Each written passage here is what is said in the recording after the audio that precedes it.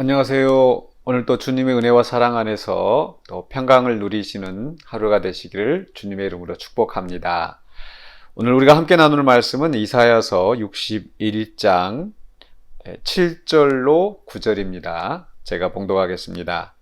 너희가 수치 대신에 보상을 배나 얻으며 능욕 대신에 몫으로 말미암아 즐거워할 것이라. 그리하여 그들의 땅에서 갑절이나 얻고 영원한 기쁨이 있으리라. 무릇 나 여호와는 정의를 사랑하며 불의의 강탈을 미워하여 성실히 그들에게 갚아주고 그들과 영원한 언약을 맺을 것이라. 그들의 자손을 문 나라 가운데에 그들의 후손을 만민 가운데에 알리리니 무릇 이를 보는 자가 그들은 여호와께 복받은 자손이라 인정하리라. 맨 마지막 9절에 여호와께 복받은 자손, 이 제목으로 오늘 말씀을 함께 묵상하고자 합니다. 이사야서 61장은 바로 메시아 그리스도의 의로운 사역으로 말미암아 그 백성들이, 하나님의 백성들이 구원을 받고 또 과거의 그런 비참한 지경에서 이제 새로운 신분 또 영광스러운 모습으로 변화되어지는 과정을, 변화되어지는 것을 설명하고 있습니다. 여기에서 특별히 그 변화된 그 백성들의 그 새로운 이름을 이야기하고 있습니다. 예를 들어서 61장 3절에서 보면은 그 영광을 나타낼 자라 일컬음을 받게 하려 하십니다. 영광을 나타낼 자라. 그리고 6절에 가서 보면 오직 너희는 여호와의 제사장이라 일컬음을 받을 것이라. 사람들이 너희를 우리 하나님의 봉사자라 할 것이며, 여호와의 제사장, 하나님의 봉사자라는 새로운 이름이 생기는 거죠. 그리고 이제 오늘 봉독한 말씀에서 여호와께 복받은 자손이라 인정하리라, 이렇게 세 번째 이름이 나옵니다. 사실 이 명칭, 새로운 명칭도 그 각각의 의미가 다른 것 같습니다. 첫 번째로 3절에 있었던 그 영광을 나타낼 자라 일컬음을 받게 하려 하심이라 그랬을 때, 바로 이것은 하나님께서 그 백성을 택하신 목적을 설명하고 있습니다. 바로 여호와께서 심으신 의의 나무, 하나님의 영광을 나타낼 자. 하나님께서 그 백성을 창조하실 때 나의 찬송을 부르려 합니다. 또 나의 영광을 위한 것이라, 이렇게 말씀하시죠. 이것은 이스라엘 백성뿐만 아니라 사실 우리 모든 인간에게도 해당되는 말씀입니다. 하나님께서 우리 사람을 창조하실 때 하나님의 영광을 위하여서, 하나님을 영화롭게 하기 위하여서 우리를 창조하셨습니다. 우리는 하나님의 형상으로 지음받아서 이 땅 위에서 하나님을 대신하여서 하나님의 통치를 이루어가고, 그로 말미암아서 이 창조 세계를 더 아름답게 만들어가고, 그래서 하나님께 영광을 돌리는 그러한 목적을 가지고 우리 인간이 창조되었습니다. 그러나 불행하게도 그 인간의 범죄로 말미암아 그 목적을 온전히 달성할 수 없게 된 것이죠. 그러나 이제 메시아 예수 그리스도의 사역으로 말미암아 그 목적을 다시 이룰 수 있도록 우리가 회복되어졌습니다. 그리고 이제 두 번째 명칭은 6절에서 오직 너희는 여호와의 제사장이라 일컬음을 받을 것이라, 또 하나님의 봉사자라 할 것이라. 바로 이 부분은 우리의 그 하나님의 백성의 그 신분 또는 그 역할에 대한 말씀이라고 할 수 있겠죠. 그러니까 하나님의 영광을 나타낼 자라고 하는 것은 그 목적이라고 한다면, 그럼 어떻게 그 영광을 나타내는가, 어떻게 그 목적을 이루는가, 바로 하나님의 제사장, 하나님의 봉사자로서 그 역할을 감당하는 겁니다. 제가 지난번에 이 말씀을 나눌 때 여호와의 제사장, 하나님의 봉사자라는 것이 어떤 역할인가, 즉 제사장의 역할은 그 하나님과 그 백성 사이의 어떤 중보적인 역할을 감당한다고 그랬죠. 또 봉사자도 마찬가지고요. 그 백성을 대표해서 하나님을 섬기는 자, 그렇게 우리가 이해할 수 있습니다. 바로 이스라엘 백성이 그 세상과 하나님 사이에서 그 중보적인 역할을 감당하도록 또 하나님께서 아브라함을 택하실 때 복의 근원이라 천하 만민이 너로 말미암아 내 씨로 말미암아 복을 얻으리라 그렇게 약속하셨던 그 말씀을 성취하는 그런 역할을 가진 자들입니다. 하나님의 제사장, 하나님 가까이 섬기면서 가까이 하면서 하나님을 섬기는 그 제사장의 역할. 역시 마찬가지로 우리 인간의 역할이 그러합니다. 우리 인간은 이 피조 세계에서 하나님의 형상으로 지음받은 자로서 하나님을 섬기는 또 하나님을 영원하게 하는 그런 그 제사장 또 하나님의 봉사자인 것입니다. 네, 우리 인간도 그런 역할을 감당하지 못했고 또 이스라엘 백성도 또 그 역할을 감당하지 못했습니다. 그러나 예수 그리스도께서 순종하심으로 당신의 몸을 희생제물로 드리심으로 그 제사장으로서 여호와의 제사장으로서 그 역할을 감당하셨고 또 그로 말미암아서 이제 우리도 또 그를 믿는 자마다 하나님 앞에 온전한 봉사를 할 수 있는 하나님 앞에 거룩한 산제물로 드릴 수 있는 그러한 새로운 신분, 새로운 역할을 회복하게 된 것입니다.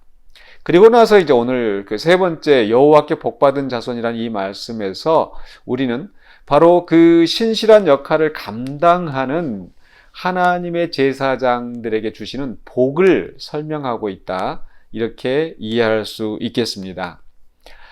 그 복을 이렇게 설명하고 있어요. 7절에서 너희가 수치 대신에 보상을 배나 얻으며 능욕 대신에 몫으로 말미암아 즐거워할 것이다. 지금 이 하나님의 백성들이 바벨론의 포로로 끌려가 있으면서 수치와 능욕을 당할 수밖에 없었죠. 그러나 이제 하나님께서 그들을 회복시키셨을 때 그들은 그 보상을 받는데 얼마나 받는다고 했습니까? 배나 얻는다고 그랬습니다. 또 7절 중간에서도 능욕 대신에 몫으로 말미암아 즐거워할 것이라. 몫이라고 하는 것은 이제 그 기업으로 나누어 주는 것, 그 분깃 또 그런 기업 이런 표현입니다. 이스라엘 백성들이 가나안 땅을 차지했을 때 하나님께서 각 가족들마다 그 수를 따라서 그 땅을 기업으로 나누어 주신 거죠. 그런데 역시 이 몫으로 말미암아 즐거워한다고 그랬는데 얼마를 받는가? 그리하여 그들의 땅에서 갑절이나 얻고, 그러니까 보상을 배나 얻을 것이다. 또 그들의 땅에서 그 몫을 갑절이나 얻을 것이다. 이렇게 말씀합니다. 이스라엘에서 그 갑절의 몫을 받는 사람들은 누구입니까? 바로 장자죠, 장자. 장자는 다른 자식들보다 갑절을 받습니다. 그래야 이제 그 부모님을 또 봉양하고 또 자기 또 후손들에게 또 계속 이어갈 수 있는 그런 그 몫을 그렇게 받게 되는 거죠. 그래서 장자는 그 영광스럽게도 다른 자식들보다 2배의 몫을 받는다라는 거. 저는 이 말씀을 보면서 요셉이 생각났습니다. 요셉이 애굽의 노예로 팔려가서 참 죽을 뻔한 위기 또 억울한 일을 당하기도 하고 고난 가운데 있었지만 그러나 하나님께서 그를 높이셨죠. 근데 애굽의 총독으로 그를 높이신 것보다 더 큰 축복은 바로 이제 야곱이 와서 그 아들 요셉의 아들 므낫세와 에브라임을 똑같이 그 야곱의 아들들과 똑같이 그 분깃을 나눠 줄 수 있도록 한 몫을 가질 수 있게 해준 거죠. 그 말은즉슨 요셉은 2몫을 다른 형제들보다 2몫을 받은 겁니다. 비록 그가 애굽에서 고난 가운데 있었지만 하나님은 그를 높이시고 그에게 다른 형제들보다 배나 갑절이나 그 몫을 받는 그런 장자의 영광을 누리게 하신 것이죠. 오늘 우리 이 성도들에게도 이런 동일한 보상을 우리에게 약속하시는 것 같습니다. 우리가 비록 이 땅에서 고난당하고 또 억눌리고 그렇다 할지라도 하나님께서 우리를 회복하시고 하나님께서 우리를 높이실 때 우리는 이 땅 위에서 장자의 복, 장자의 영광을 누리는 그러한 기쁨을 맛보게 될 것입니다. 그래서 그 받은 몫으로 말미암아 즐거워하고 갑절이나 얻고 기뻐하는데 어떻게 기뻐한다고요? 영원한 기쁨이 있으리라. 고난은 잠깐입니다. 그러나 하나님께서 우리에게 주시는 그 보상은 영원하다라는 거. 예.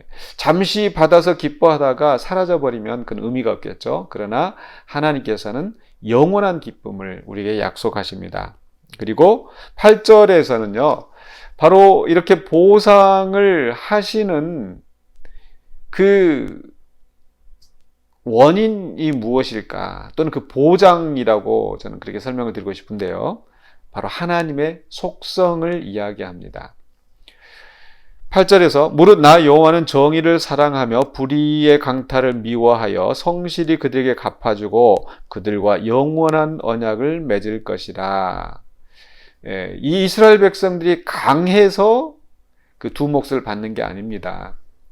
그들이 받을 만큼 자격이 있어서도 아니고요.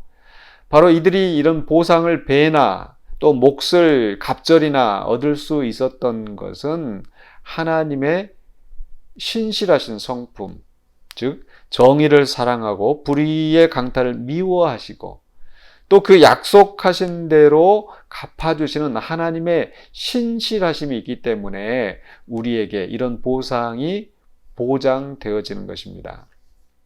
또 다른 각도에서 생각을 한다면요, 하나님은 정의를 사랑하고 불의의 강탈을 미워하신다고 그랬죠. 그렇다면 우리가 구원받은 자들로서 그 하나님의 성품에 맞게 살아가야 되지 않겠습니까?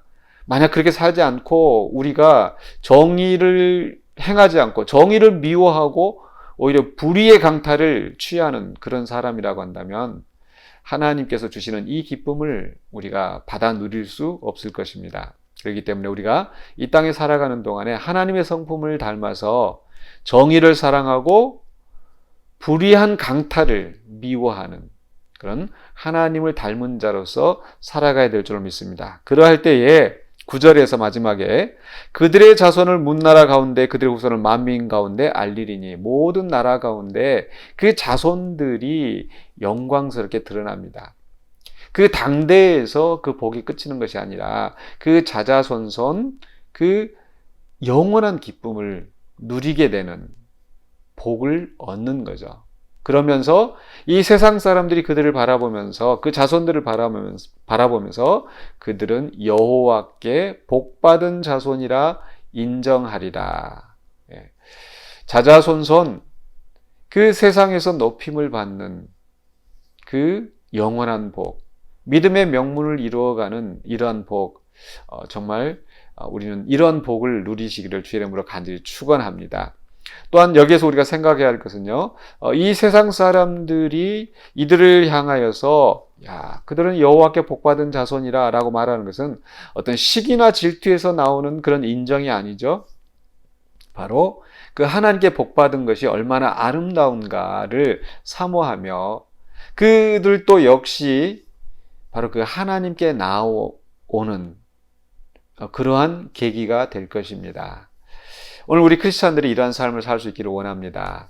하나님이 기뻐하시는 뜻을 행하며 정의를 행하며 또 불의의 강탈을 미워하면서 우리가 하나님의 나라와 그 일을 위하여서 고난을 기꺼이 감수하고 그러할 때 하나님께서 우리에게 또한 복을 주실 뿐만 아니라 우리 자자손손 복을 주셔서 그래서 세상 사람들이 정말 우리의 그 헌신과 또 그에 따른 하나님의 보상을 바라보면서 또 하나님께 나올 수 있는 그러한 우리의 그 역할, 사명을 감당하자는 거죠.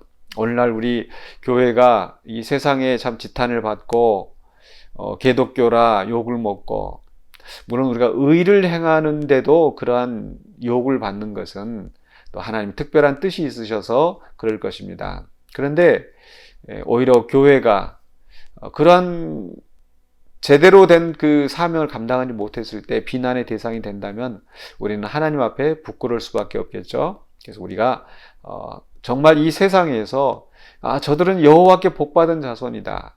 저들은 정말 하나님의 사랑을 받는 자녀들이다. 이런 칭찬을 들을 수 있을 정도로 우리가 참 열심히 살고 또 그에 대해서 하나님께서 이렇게 보상해 주시는 그 기쁨을 누리는 저와 여러분이 되시기를 주의 이름으로 축원합니다. 여호와께 복받은 자손으로 오늘도 살아가실 수 있기를 주의 이름으로 간절히 기원합니다. 기도하겠습니다. 사랑의 주 하나님 은혜를 감사합니다.